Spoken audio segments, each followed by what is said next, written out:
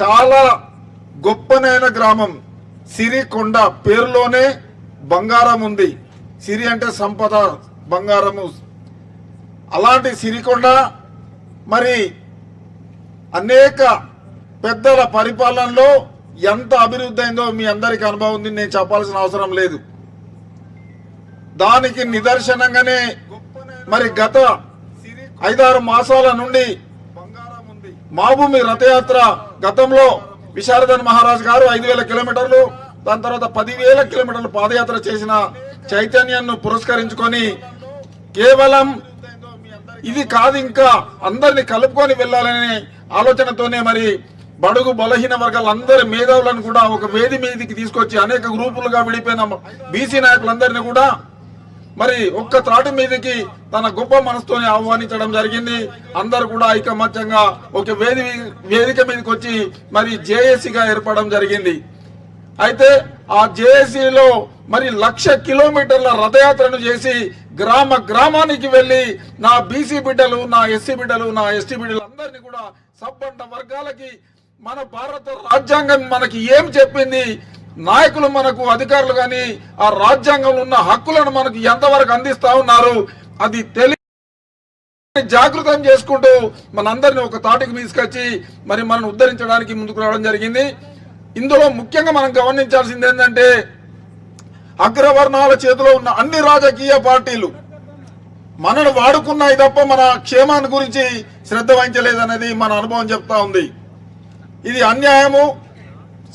స్వాతంత్రం వచ్చిన 70 సంవత్సరాల తర్వాత కూడా ఇంకా అడుక్కునే స్థితిలోకి మనం ఉండడం అనేది ఇది సహించరని నేరము. రాజ్యాంగము మనం కల్పించిన హక్కులను కూడా మనకు వాడుకొని ఇవ్వకుండా ఈ అగ్రవర్ణాల పార్టీల ఇలా జులుము, ఇలా యాజమాయిషి కింద మనం ఎందుకు పనిచేయాలి? మరి అధికారము ఫలాలు అందుకోవాలంటే మన ఓటు మనం వేసుకొని మనమే బడుగు బలహీన వర్గాలమే కనుక అధికారాన్ని చేపట్టుకుంటే సమస్యలన్నిటికీ పరిష్కారం దొరుకుతున్నదనే సూత్రాన్ని గట్టిగా విశ్వసించి మరి మన అందరినీ కూడా ఏకతాటికి తీసుకువచ్చినారు.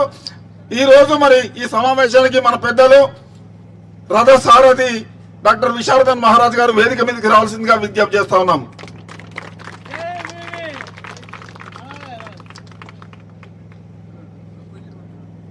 అలాగే మరి మీ అందరి ఆశీర్వాదంతో బడుగు బలహీన వర్గాల బిడ్డగా ధర్మరాజు గారిని మీ అమూల్యమైన ఓటుతో మొన్ననే ఎన్నుకున్నారు. మన ఐక్యతకు నిదర్శనమే మన ఎన్నిక కనుక గ్రామ సర్పంచ్ గా సోదరుడు ధర్మరాజు గారిని వేదిక మీదకి రావాల్సిందిగా విజ్ఞప్తి. అలాగే ఉప సర్పంచ్ విజయ్ గారిని కూడా వేదిక మీదకి రావాల్సిందిగా విజ్ఞప్తి. మంచి శుభ పరిణామం, మంచి బహుమానాన్ని అందించిన సిరికొండ ప్రజలందరూ కూడా మనస్ఫూర్తిగా శుభాభినందనలు తెలియజేసుకుంటున్నాము.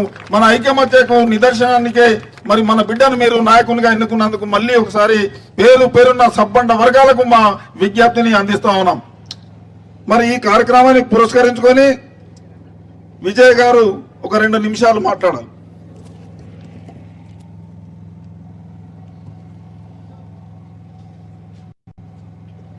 సిరికొండ గ్రామానికి విచ్చేసినటువంటి రాజ్యాంగ పరిరక్షకులు, మనందరి మార్గదాత డాక్టర్ విశారదన్ మహారాజ్ గారికి స్వాగతం సార్.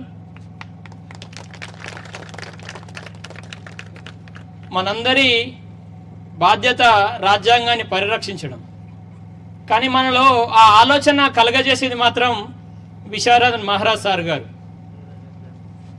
అందరం వివిధ పార్టీల్లో ఉన్నప్పటికీ మనందరి బాధ్యతను గుర్తు చేసిన గొప్ప నాయకుడు విశారదన్ మహారాజ్ సార్ గారు. మనందరం ఇక్కడ ఉన్నటువంటి వ్యక్తుల్లో వివిధ పార్టీలు ఉన్నప్పటికీ మన అందరి బాధ్యత ఏందో మనల్ని గుర్తు చేసి మనల్ని ఇక్కడ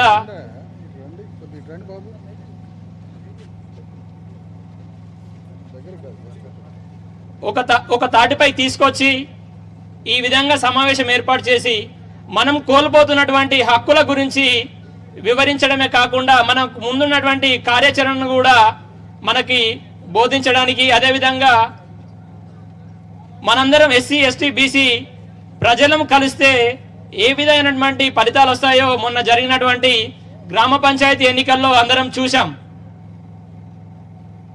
అదేవిధంగా మనం ఇంకా ముందు రాబోతున్న కాలంలో కూడా ఇదే ఐక్యమత్యంతో ఉండి మనకు ఉన్నటువంటి శక్తి మన రాజ్యాంగాన్ని కాపాడే దిశగా మనందరం సాగాలని చెప్పి ఈ అవకాశం ఇచ్చిన పెద్దలకు మరి ఇక్కడికి వచ్చి ఆహ్వానం మేరకు సార్ గారి ప్రసంగం వింటున్న నా గ్రామ ప్రజలందరికీ మరొకసారి ధన్యవాదములు. ఇప్పుడు మీ అందరి ఆశీర్వాదంతో సిరికొండ ప్రథమ పౌరునిగా బాధ్యతలు స్వీకరించిన సోదరుడు, యువకుడు, ఆదర్శంగా మీకు సేవలు అందించడానికి మిమ్మల్ని కోరగానే మీరు ఆశీర్వదించినందుకు కృతజ్ఞత తెలియజేసుకుంటూ వారిని కూడా ఒక 2 నిమిషాలు సందేశించాల్సిందిగా విజ్ఞప్తి.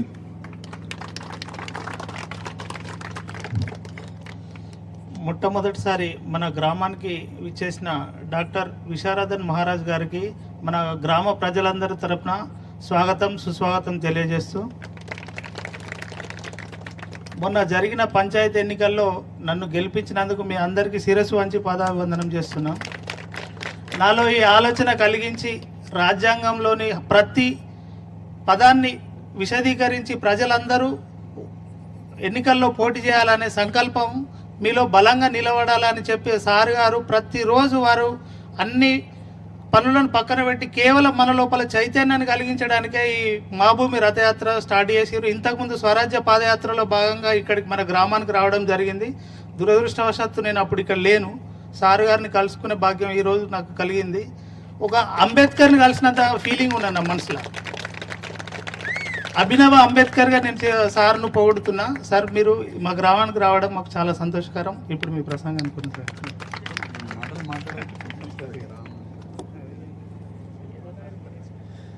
సో మీ బిడ్డగా తన సందేశాన్ని మీకు వినిపించడం జరిగింది. అయితే మనం ఎప్పుడు కలిసి ఉండే వాళ్ళమే. మన యొక్క భావజాలం అంతా కూడా ప్రతి ఒక్కరికి తెలిసి ఉంటుంది.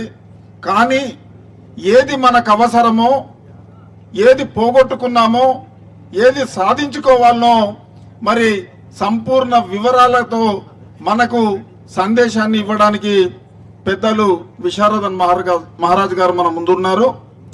వారి ఆశయం ఒకటే, నా బడుగు బలహీన వర్గాలు ఎన్నడైతే అసెంబ్లీలో, పార్లమెంట్లో కులాల వారిగా అడుగు పెట్టారో అప్పటి వరకు వాళ్ళ సుఖశాంతులు లేవు అనే నగ్న సత్యాన్ని గ్రహించి ఆ యొక్క కోరికను బలంగా ప్రతి తల్లి, ప్రతి బిడ్డ, ప్రతి సోదరునికి, ప్రతి తండ్రికి తెలియజెప్పడానికి మన మధ్యలోకి రావడం అనేది జరిగింది. కనుక వారి సందేశాన్ని విని కేవలం మర్చిపోవడం కాదు సోదరులారా. రేపటి నుండి ఎక్కడ కూర్చున్నా ఈ చర్చ అనేది జరగాలి. నిజమైన రాజ్యాంగాన్ని కాపాడడానికి ఎవరు ప్రయత్నం చేస్తా ఉన్నారు, అధికార దుర్వినియోగం ఎవరు చేస్తా ఉన్నారు, మనం రోజు కూడా సోషల్ మీడియాలో కావచ్చు, పేపర్లో కావచ్చు చూస్తున్నాము. ఏ ప్రభుత్వాలు అయితే వచ్చినాయో, ఎంతెంత దోచుకున్నారో, ఎలాంటి నిందలు చేసుకుంటూ వాళ్ళు ఒకరు తిట్టుకుంటున్నారో చూస్తున్నాము. ఇది కాదు ఈ స్వాతంత్రం తెచ్చుకున్నది ఒకరినొకటి తిట్టుకొని దోచుకోవడానికి కాదు. ఈ దేశంలో ఉన్న ప్రతి ఒక్క సభ్యుడు సుఖ సంతోషాలతో ఉండాలని పెద్దలు మనకు అంబేద్కర్ అంత కష్టంగా రాజ్యాంగాన్ని అందిస్తే దాని తుంగలో తొక్కి ఇష్టారాజ్యంగా ప్రవర్తిస్తున్నటువంటి దుర్మార్గమైనటువంటి నాయకత్వాన్ని మనము తరిమి కొట్టాల్సినటువంటి సమయం ఆసనమైంది. కనుక ఆ జాగృతం చేయడానికి వచ్చింది. కనుక రేపటి నుండి ఎక్కడ కూర్చుకున్నా ఇదే చర్చ జరగాలని మీ అందరికీ విజ్ఞప్తి చేస్తూ పెద్దలు వారి సందేశాన్ని ఇవ్వాల్సిందిగా మహారాజు గారిని కోరుతా ఉన్నాం.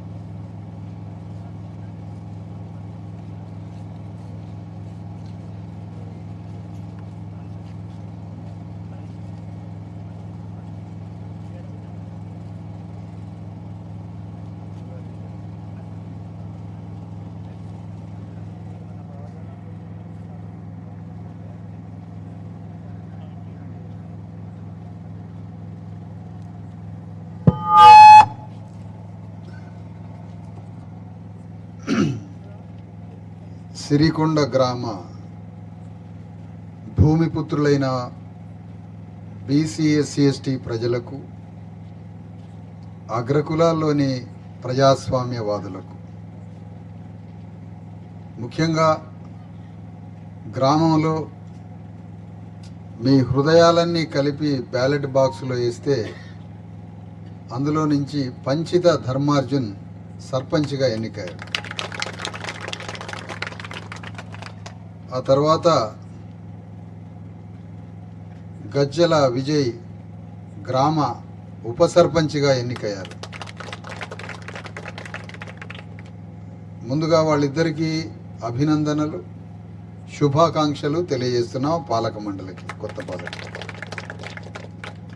ఈ కార్యక్రమాన్ని సమన్వయపరుస్తున్నటువంటి మానాల కిషన్ గారికి, ఈ కార్యక్రమానికి హాజరైనటువంటి జిల్లా రాష్ట్ర నాయకులకందరికీ, ఇక్కడ పాల్గొంటున్న మీ అందరికీ మరొకసారి నమస్తే తెలియజేస్తున్నా. జై బీసీ ఎస్సీ ఎస్టీ, జై భారత రాజ్యం.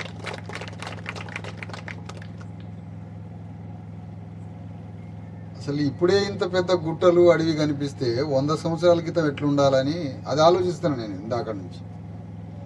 ఎంత పెద్ద క్రీకారణ్యం, ఎంత పెద్ద అడవి. ఈ అడవి దాటితే ఒక భయంకరమైన అడవి, సిరిసిల్ల దాటి వేములవాడ వస్తుంటే వేములవాడ దాటి ఓ భయంకరమైన గుట్టలు అడవులు దాటుకొని జగిత్యాల వచ్చిన తర్వాత మళ్ళీ అడవి ప్రాంతం.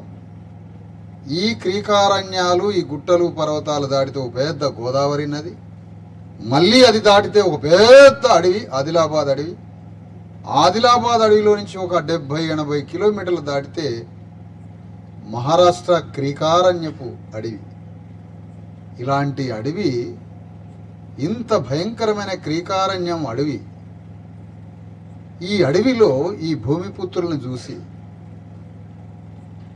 50 ఏళ్ల క్రితం ఎట్లా బతికారు, 100 ఏళ్ల క్రితం ఎట్లా బతికుంటారు, ఆనాడు వీళ్ళు ఎట్లా ఏ హక్కులతో బతికుంటారు, ఏ విధంగా జీవించుంటారు, అసలు మనిషిగా బతికే హక్కులన్నా వీళ్ళకు ఉన్నాయా, తిండి తినగలిగినరా, మంచి తిండి, వైద్యం ఉన్నదా, విద్య ఉన్నదా, బట్టలు ఉన్నాయా, తిండి ఉన్నదా, గర్భిణీ స్త్రీలు ఎన్ని కష్టాలు పడి ఉంటారు, రోగం నొప్పి వచ్చినోడు ఎన్ని బాధలు పడి ఉంటాడు, వైద్యం లేక, బడి లేక, స్కూల్ లేక, ఇంత భయంకరమైన అడవిలో మన తాతలు తండ్రులు ఎన్ని కష్టాలు పడి, ఎన్ని బాధలు పడి, ఎంతమంది దగ్గర చాకిరీ చేసి మనకి జన్మిస్తే మనం ఇక్కడికి వచ్చి బతుకుతున్నామని అది ఆలోచించాను. ఈ గుట్ట చూసినప్పుడల్లా, ఈ కొండ చూసినప్పుడల్లా.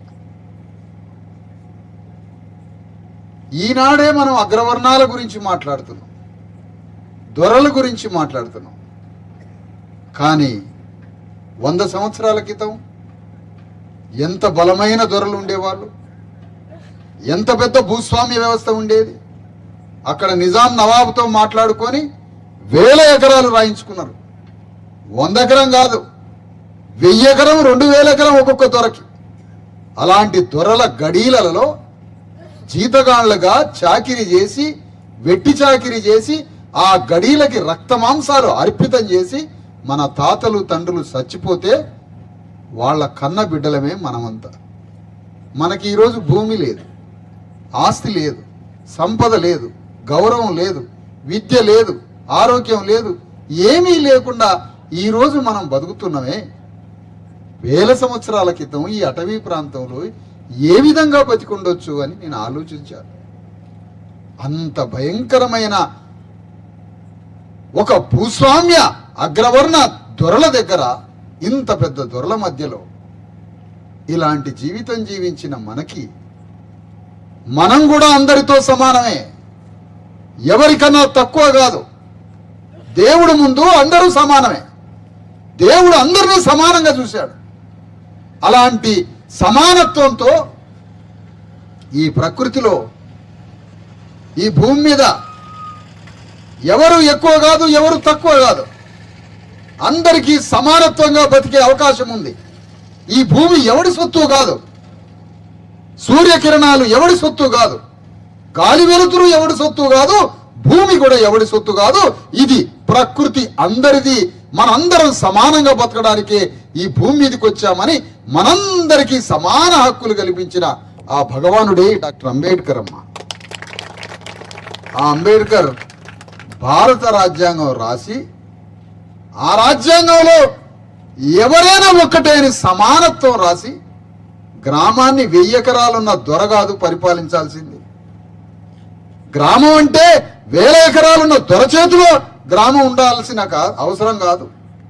ఆ గ్రామంలో చెప్పులు కుట్టే మాదిగాయనైనా, గొర్రెలు వేసుకునే గొల్లాయనైనా, కళ్ళు తీసే గౌండ్లాయనైనా, బట్టలు ఉతికే చాకలాయనైనా, ఎంటికలు తీసే మంగళాయన, బుట్టలల్లే మేదరాయన, కుండ చేసే కుమ్మరాయన, పూసలల్లే పూసలాయన, ఏ సూదర కులమైనా దొరతో ఢీకొని దొరని దాటి అట్టడుగు కులాలైన గ్రామాన్ని దేశాన్ని పరిపాలించవచ్చు అని చెప్పిన భగవంతుడమ్మా డాక్టర్ అంబేద్కర్.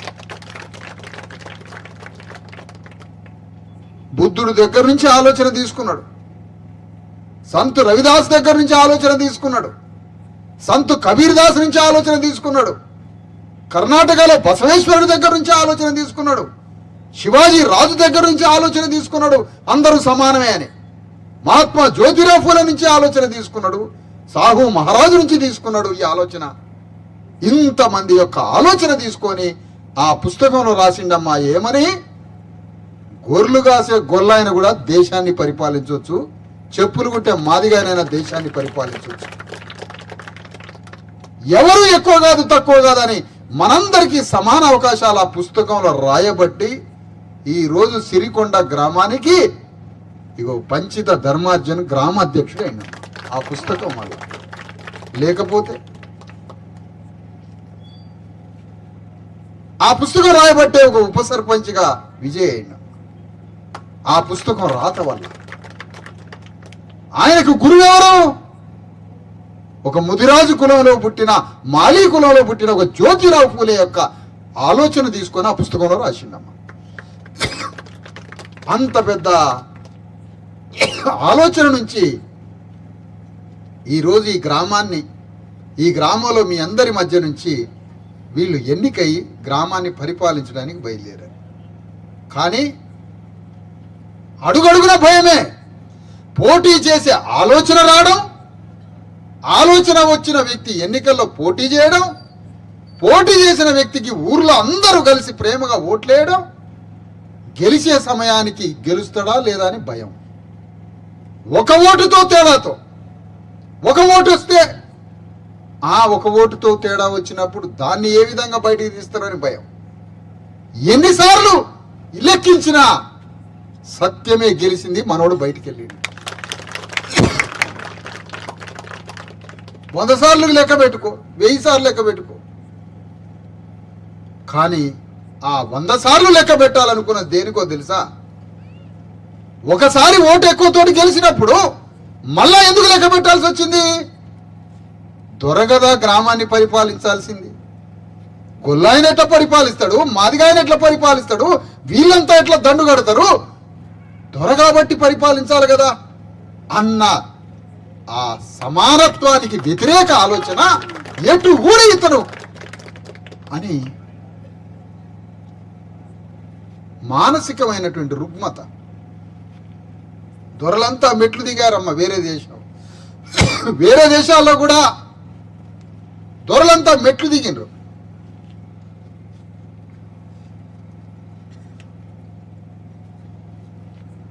ఇది ఈ దేశం సామాన్యులది, ఈ దేశం రక్త మాంసాలు అర్పితం చేసే కూలీ నాలి చేసుకునే కార్మికులది ఈ దేశం అని పెద్ద పెద్ద భూస్వాములే దేశాన్ని ప్రజలకు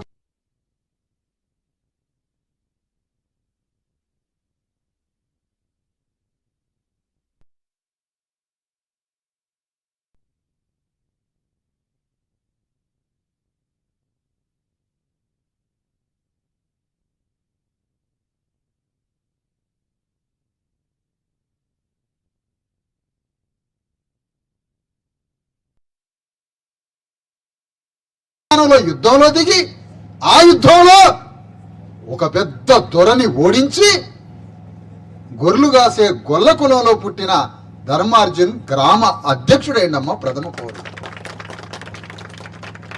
నేను ఎందుకు ఇంత స్పష్టంగా చెప్తున్నానంటే, అయ్యా మాకు పేద అగ్రకులాలు ప్రజాస్వామ్య అగ్రకులాల పట్ల అణువంత మాకు కోపం లేదయ్యా.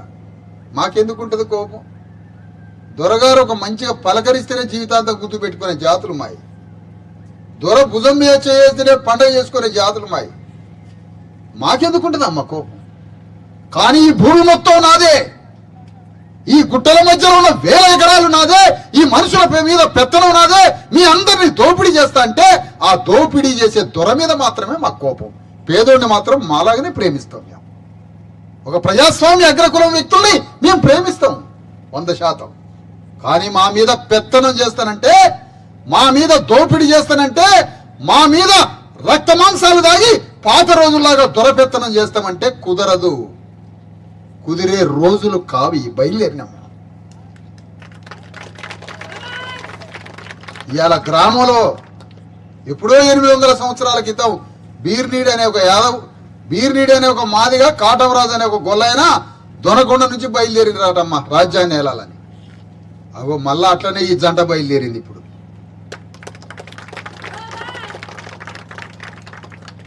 జంట బయలుదేరింది, బాగానే ఉంది. వాళ్ళకి అగ్రవర్ణాల మీద అనువంత కోపం లేదు, మమ్మల్ని దోపిడీ చేసే వాళ్ళ మీదనే కోపం. ఆ కోపం కూడా పోతుంది. ఎప్పుడు మీరు కూడా మారండి, మాతో కలవండి. అందరం కలిసి ఈ గ్రామాన్ని ఆదర్శ గ్రామంగా రాష్ట్రంలోనే తీర్చిదిద్దుతాం. అందరం కలిసి అందరూ రండి, కిందికి దిగండి. గ్రామంలో ఎక్కడో సూదరుడు సేవ చేసుకునేటువంటి తీసుకొచ్చి రాష్ట్ర గ్రామానికి ప్రథమ పౌరుడట. గ్రామ అధ్యక్షుడు, గ్రామ సర్పంచ్ అంటే ప్రథమ పౌరుడు, ఫస్ట్ సిటిజన్ విలేజ్కి. అనిల్ అంబానీ వచ్చి ఈ గ్రామంలో ఫ్యాక్టరీ పెట్టాలన్నా ధర్మార్జున సంతకం కావాలమ్మా. సంతకం పెడితేనే ఆయన కంపెనీ పెట్టాలి. ఈ దేశానికి ఉన్న రాష్ట్రపతి గ్రామానికి వస్తే ఈ గ్రామం నుంచి ఆయన్ని ఆహ్వానించాలంటే ఈ గ్రామ అధ్యక్షుడు పోయి ఆహ్వానించాలి. ఆ అధికారం ఇచ్చిండు ఆయన. మరి అలాంటి పదవి ఇచ్చినప్పుడు, అలాంటి అధికారం ఇచ్చినప్పుడు గ్రామంలో ఎవరు కూడా పాతకాలపు స్వభావ కులాల ఆధిపత్యాన్ని ప్రదర్శించబాకండి. గ్రామ అధ్యక్షుడైండు, సమానత్వ యుద్ధం చేసిండు, రాజ్యాంగం ఇచ్చిన ఆయుధాన్ని ఉపయోగించిండు. గ్రామంలో ఇవాళ అధ్యక్షుడైండు. ఒకనాడు గ్రామానికి దొర అయితే, ఒకనాడు గ్రామానికి కరణం దొర, వెలమ దొర, రెడ్డి దొర, పెద్ద పెద్ద దొరలు గ్రామాలని పరిపాలిస్తే ఈరోజు తెలంగాణ గడ్డ మీద ఒకనాడు 13 సంస్థానాలు తెలంగాణలో. ప్రతి గ్రామంలో రావు రెడ్డి కరణం, పెద్ద పెద్ద అగ్రకులాలు గ్రామాల మీద ఉన్న భూమి మొత్తం వాళ్ళ చేతిలోనే, రాజ్యం వాళ్ళ చేతిలోనే, సంపద వాళ్ళ చేతిలోనే.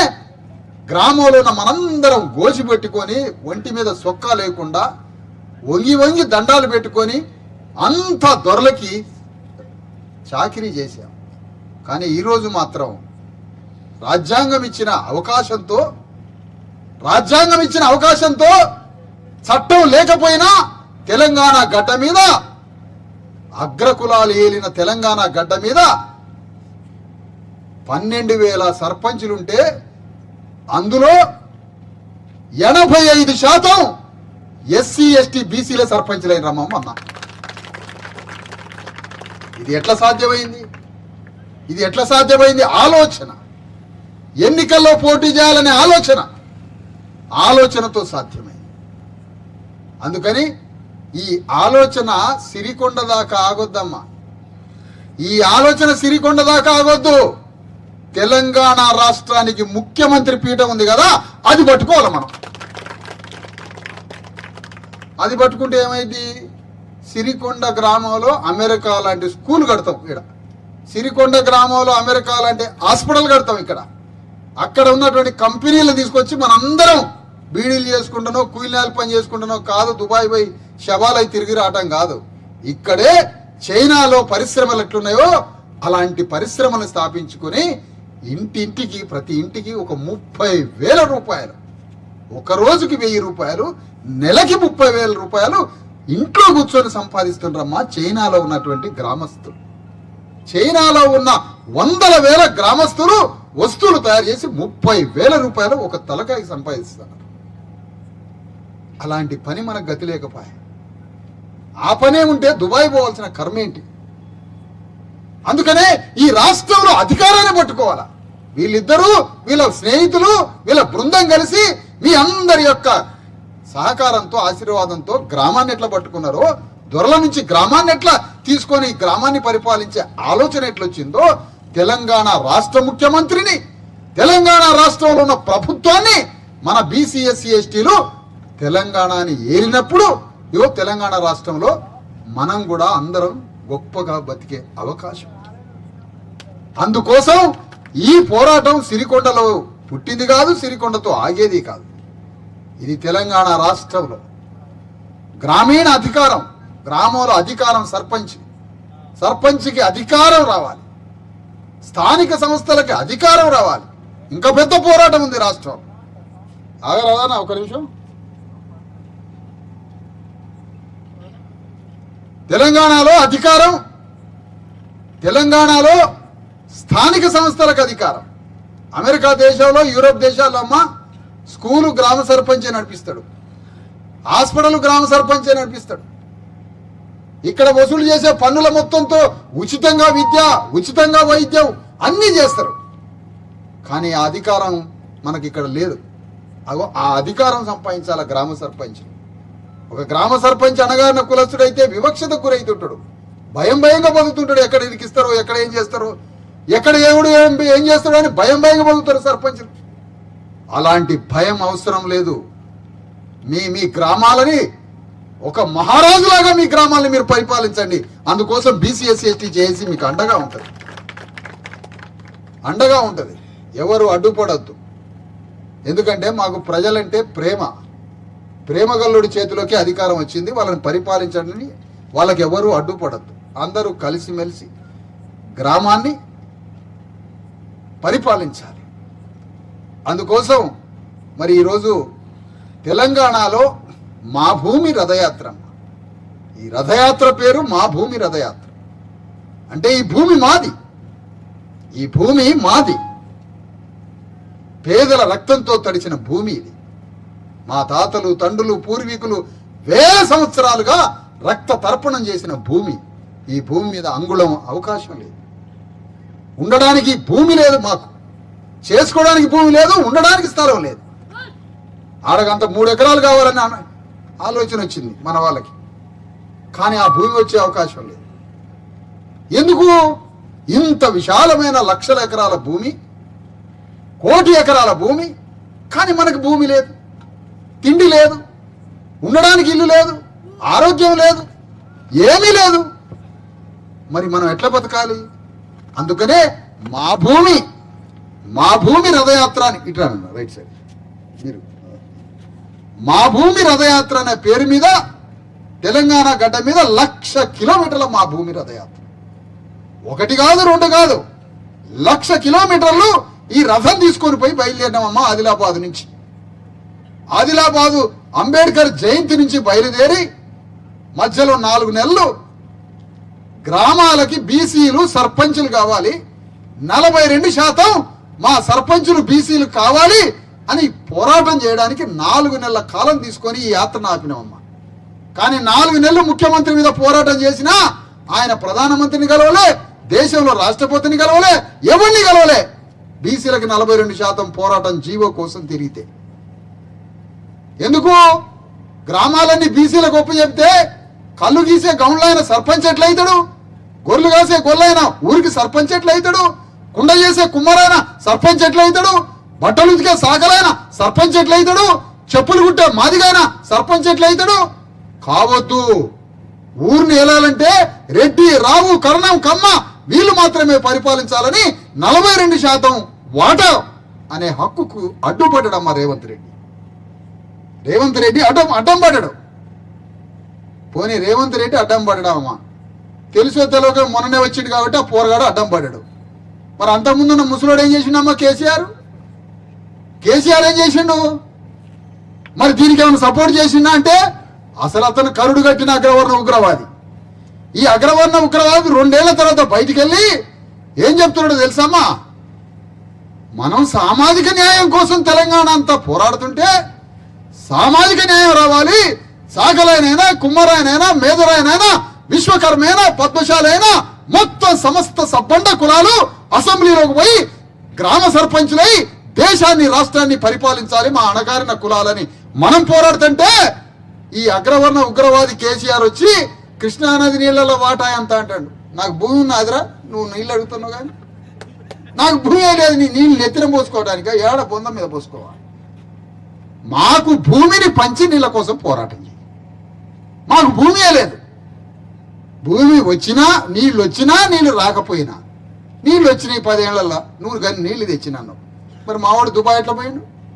నీళ్లు తెచ్చినాగా దుబాయ్ ఎట్లా పోయిండు? నీళ్లు వచ్చినా రాకపోయినా నువ్వు దుబాయ్ పోలే. నీళ్లు వచ్చినా రాకపోయినా నువ్వు దుబాయ్ పోలే. నీళ్లు ఉన్నా లేకపోయినా మేము దుబాయ్ పోయినాం.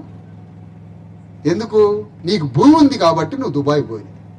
మాకు భూమి లేదు, తిండి లేదు, వైద్యం లేదు, ఇల్లు లేదు. ఏ గతి లేక తల్లిదండ్రులని కళ్ళలనే పెట్టుకొని, బిడ్డల్ని కళ్ళలని పెట్టుకొని 24 గంటలు శ్రామికుడుగా అక్కడికి పోయి జంతువులాగా పనిచేసి ఆ పైసలు తీసుకొని వచ్చి ఇల్లు కడతాను. 4 గదుల కొంప కట్టడానికి, అప్పులు తీరవడానికి, వాళ్ళకి అంత 10 రూపాయలు ఇచ్చి తిండి పెట్టడానికి 20 ఏళ్ళు 30 ఏళ్ళు దుబాయ్ పోయి రక్తాన్ని అరబ్ షేకులకు ఒప్పజెప్పి పీల్చి పిప్పి చేసి వాడు తీసుకొచ్చి ఇక్కడ పడేసి చంపుతుండు. అరబ్ పోయి పని చేయరా వెలమ దొరలు, అగ్రకులాల దొరలు? పేదోళ్ళ గురించి అనట్లే, మీరు పోరు, మేము పోవాలి. అందుకనే తెలంగాణ గడ్డ మీద సామాజిక న్యాయం కోసం మనం పోరాడుతుంటే బీసీ ఎస్సీ ఎస్టీలో అగ్రవర్ణ పేదలకు కూడా 10% ఇవ్వండి. వాళ్ళ వాటా వాళ్ళకి ఎంత కావాలి, వెలమదారులు వాళ్ళకి ఎంత వాటా కావాలో వాళ్ళకి ఇవ్వండి, గౌన్లకి ఎంత వాటా కావాలో గౌన్లకి ఇవ్వండి, గొల్లలకి ఎంత వాటా కావాలో వాళ్ళకి ఎంత ఇవ్వండి, మాలామాదిగలకు ఎంత కావాలో వాళ్ళకి ఎంత వాటా ఇవ్వండి. అట్లా లేకుండా నట మొత్తం తెలంగాణ అంతా మా రెడ్డి వెలమదొరలదే. ఇంకెవడు బతుకొద్దాట ఇక్కడ, మనం బతుకొద్దాటమ్మా ఇక్కడ. అందుకనే అంబేద్కర్ ఫూలే చెప్పిన యుద్ధం కొనసాగించాలి. తెలంగాణ గడ్డని మనం కూడా బీసీ ఎస్సీ ఎస్టీలను పరిపాలించాలి. సాకలైన, మంగళాయన, కుమ్మరాయన, మేదలైన, విశ్వకర్మలు, వడ్లైన, పద్మశాలైన సమస్త సబ్బండ కులాలు తెలంగాణ అసెంబ్లీలోకి పోయి మా రాజ్యము, మా వాటా ఎంతో తేల్చుకునే ఒక యుద్ధం మొదలైందమ్మా. అదే మా భూమి రథయాత్ర. దానికోసం జరుగుతుంది. ఈ పోరాటం చేసి అన్ని సంపాదించుకుంటే దుబాయ్ పోవాల్సిన కర్మేంటి? దుబాయ్, బొగ్గుబాయి, బొంబాయి ఒక్క వెలమదొర పోయిన అమ్మ మూడింటికి మనం పోం. మనం ఎందుకు పోతాం? వాళ్ళు పోరు, మనం పోవాలి. అందుకనే సామాజిక న్యాయం జరగాలి తెలంగాణ గడ్డ మీద. ఇక్కడ సామాజిక అన్యాయం జరిగింది. కేసీఆర్ 2 ఏళ్ల తర్వాత వచ్చిండమ్మా. కేసీఆర్ అంటే ఏంటో తెలుసా? ఓడిపోయారు అనుకుంటారు కదా మీరు. ముఖ్యమంత్రి ఎంత పదవి ఉందో అలాంటి పదవిలో ఉన్నాడమ్మా ప్రతిపక్ష నాయకుడు ఆయన. అంటే ఒక క్యాబినెట్ ర్యాంకు. ప్రజలందరి సమస్యలు పరిష్కరించమని ప్రతిపక్ష నాయకుడు హోదా ఇచ్చారమ్మా. ఆయనే పనిచేసినట్టయితే ఇవాళ నాకు ఈ ఊర్లో ముడపడే కర్మ నాకేందమ్మా? ప్రజల తరఫున మాట్లాడాలి ఆయన. ప్రజల తరఫున మాట్లాడాలి. ఏం అన్యాయం జరుగుతుందో ప్రజల తరఫున మాట్లాడకుండా ఎక్కడో దాక్కున్నాడు. దాక్కోబట్టి ఇవాళ 3-4 గంటలు ఒక స్కూల్లో మన బీసీఎస్సీ ఎస్టీ పోరగాలు చదువుతారమ్మా స్కూల్లో. ఆ స్కూల్లో మంచినీళ్ళు లేవమ్మా తాగడానికి. బాయిలల్లో, బోర్లల్లో ఉన్న నీళ్లు తాగుతాను. ఆ నీళ్లు తాగితే కిడ్నీలు చెడిపోతాయి, ఊపిరితిత్తులు కాల్చని చెడిపోతుంది. కాల్చని చెడిపోయి పోరగాళ్ళకి జాండీస్ వచ్చి, కావేరులు వచ్చి అనారోగ్యం పాలవుతారు. బోరింగ్లు అయితే బోరింగ్ కొట్టుకొని నీళ్లు తాగుతారమ్మా. ఇదేనా ఈ రాష్ట్రం? ఇది అడగదా కేసీఆర్? నీళ్ళు ఇయ్యడా రేవంత్ రెడ్డి? దీని గురించి బీజేపీ అడగదా? ముగ్గురు ఏమి చేయలేదు కాబట్టి బీసీ ఎస్సీ ఎస్టీ ప్రజలు మన బిడ్డలు కాబట్టి ఇవాళ స్కూల్లో 3 గంటలు కూర్చొని నీళ్ళు ఇచ్చిన దాకా కాగితం రాయించుకొని వచ్చినమ్మా బయటికి. ఇవాళ కాగితం రాయించుకొని వచ్చిన బాజాప్తుగా 3 గంటలు కూర్చున్నాడో లేదా? కలెక్టర్ లైన్లోకి వచ్చిండు, ఆర్డబ్ల్యూసీ ఇంజనీర్ లైన్లోకి వచ్చిండు, ఎండిఓ లైన్లోకి వచ్చిండు, మంత్రి లైన్లోకి వచ్చిండు. అందరూ వచ్చి అయ్యా నువ్వు కొద్దిగా అర్జెంటుగా నువ్వు లే, అయ్యా బయటికి లే, నువ్వు అర్జెంటుగా స్కూల్లో నుంచి పోరాటం మొదలుపెట్టినావు కదా, అది ఆపి అంటారు. ఎందుకు? పరువు పోతుంది కాబట్టి. ఆ కెమెరా పట్టుకొని ఆ పిల్లగాడు ప్రపంచం మొత్తాన్ని చూపించిండు ఆ స్కూల్లో నీళ్లు లేవని. ఇజ్జత్ పోయింది వాళ్ళకి. ఇజ్జత్ పోయి లైన్లోకి వచ్చి నువ్వు అర్జెంటుగా నువ్వు లే అంటే నేను కాగితం రాసిస్తేనే లేస్తానని నేను చెప్పిన. కాగితం రాయించుకున్నా రేపటి నుంచి నీళ్లు పెడతారు, మినరల్ వాటర్ పిల్లగాళ్ళకి. మరి ఇదంతా ఇది అడగకపోతే అవుతుందా? ఇది మాట్లాడకపోతే అవుతుందా? మన పోరాళ్ళని లెక్క చేయరు. వాళ్ళు ప్రైవేట్ స్కూల్లో చదువుతారు. ఒకడు అంటాడమ్మా ఆర్డబ్ల్యూసీ ఇంజనీరు లైన్లోకి వచ్చి ఇందాక బోర్ నీళ్ళు చాలా మంచివి సార్, బ్రహ్మాండంగా ఉన్నాయంటే నువ్వు తాగుతావురా మా ఆ నీళ్ళు? నువ్వు తాగుతావు, కలెక్టర్ తాగుతారా నీళ్ళు? స్కూల్ టీచర్లు తాగుతారా నీళ్ళు? తాగరు. మన పోరగాళ్ళే ఆ నీళ్ళు తాగాలట. మరి బీసీ ఎస్సీ ఎస్టీలు అంత చులకనగా కనిపిస్తారమ్మా మనకు. ఒక దవాఖాన లేదమ్మా, ఒక స్కూలు లేదమ్మా, చేసుకోవడానికి పని లేదమ్మా, చేసుకోవడానికి భూమి లేదమ్మా. ఇది అడగడానికి మేము పార్టీల గురించి మీరు అయలారామలాలు అర్థం చేసుకోండి. ఇది రాజకీయ మాటలు కాదు. ఇది అర్థం చేసుకునేది ఏంటో తెలుసా? ఈ రాజ్యాన్ని ఏలేది ఎవడు? 2000 సంవత్సరాల నుంచి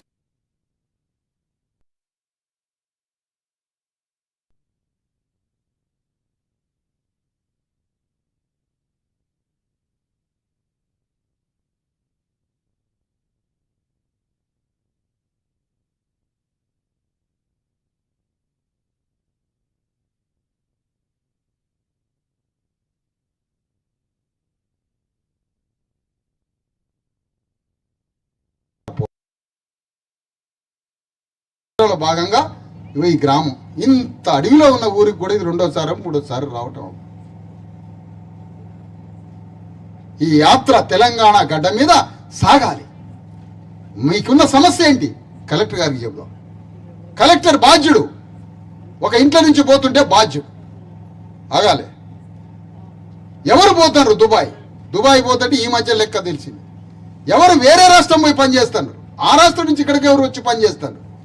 అసలు మన కార్మికుడి హక్కులేంటి, మన సమస్యలేంటి ప్రపంచానికి చెప్పాలి. ఇది మాట్లాడటానికి బయలుదేరాలి. ఎవరు సెల్ ఫోన్ వాళ్ళు చూసుకొని కూర్చుంటే కాదు, ఈ ముచ్చట కాదు. ఎవరు అట్లా తేలదు. 10 మంది కోసం, సమాజం కోసం, పేదోడి కోసం, శ్రామికుడి హక్కుల గురించి మనం మాట్లాడకపోతే ఈ భూస్వామి పెట్టుబడిదారి అగ్రకులాలు మనల్ని భూమి మీద లేకుండా చేస్తాయమ్మా. అందుకని అందరూ భయభక్తులతో జాగ్రత్తగా ఈ ఉద్యమంలో పాల్గొనాలని కోరుతున్నాం మిమ్మల్ని అందరూ.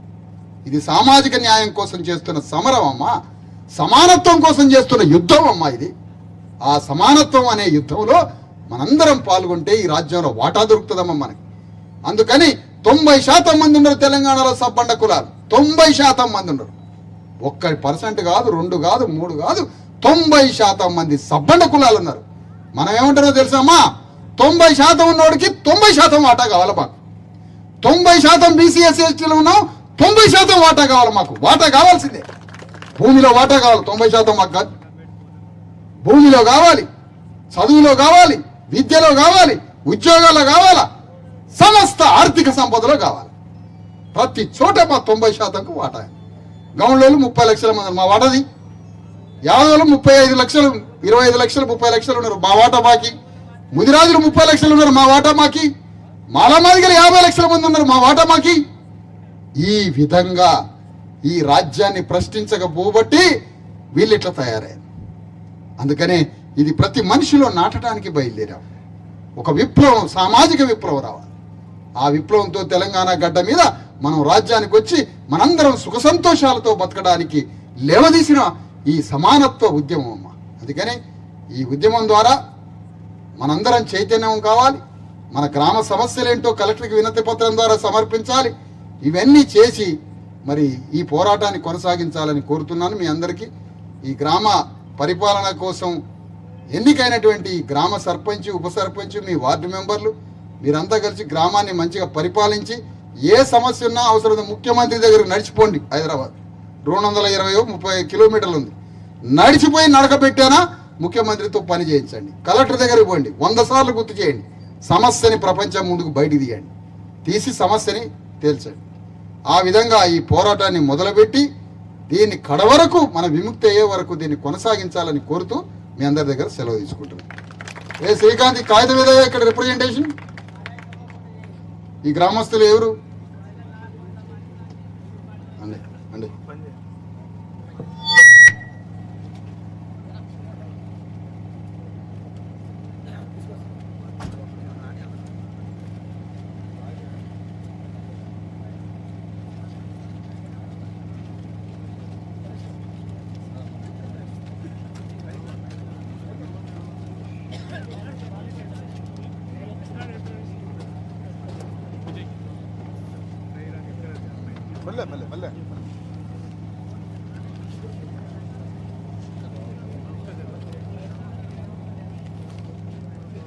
ఈ గ్రామ సమస్యలన్నీ తీసుకొని కాగితంలో రాసుకొని రావడం జరిగింది. కాబట్టి ఇళ్ల స్థలాల విషయంగానే నూతనంగా పెళ్ళైన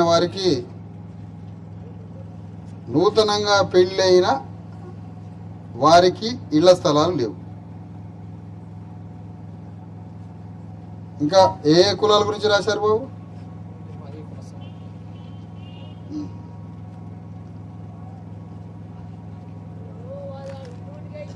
ఏ శ్రీకాంత్, ఇంకా ఇది ఓకే. ఈ సమస్యలన్నీ మనం కలెక్టర్కి ఇవ్వబోతున్నామమ్మా. ఈ సమస్యలన్నీ కలెక్టర్కి ఇచ్చి పరిష్కరించమని కలెక్టర్కి చెప్పబోతున్నామ్మా. కలెక్టర్ గారు కూడా ఆగో నేను తీసుకుపోతాలే ముఖ్యమంత్రి దగ్గర, అలా మాట్లాడు. ఈ సమస్యలన్నీ కలెక్టర్ దగ్గరికి తీసుకుపోతామమ్మా. కలెక్టర్ పరిష్కరించకపోతే లారీలలో కాగితాలు తీసుకుపోయి రేవంత్ రెడ్డి దగ్గర తీసుకుపోతామమ్మా. 10 లారీలు అయితే అప్పటికి కాగితాలు.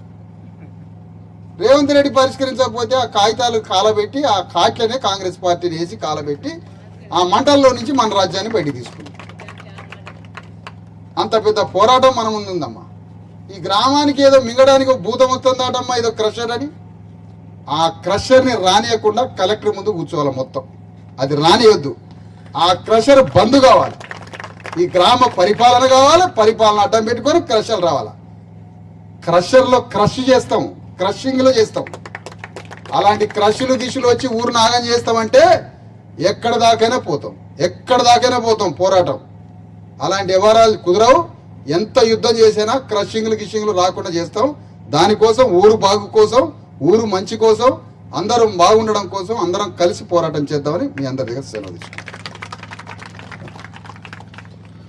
ఈనాటి కార్యక్రమానికి మరి పెద్ద మనసుతో మీ అందరు కూడా మమ్మల్ని ఆహ్వానించి మరి మా సందేశాన్ని విన్నందుకు గ్రామ ప్రజలందరూ కూడా పేరు పేరున బీసీ ఎస్సీ ఎస్టీ జేఏసీ పక్షాన శుభాకాంక్షలు చేసి ధన్యవాదాలు తెలియజేసుకుంటూ ముగిస్తా ఉన్నాం. జై భారత రాజ్యాంగం, జై అంబేద్కర్.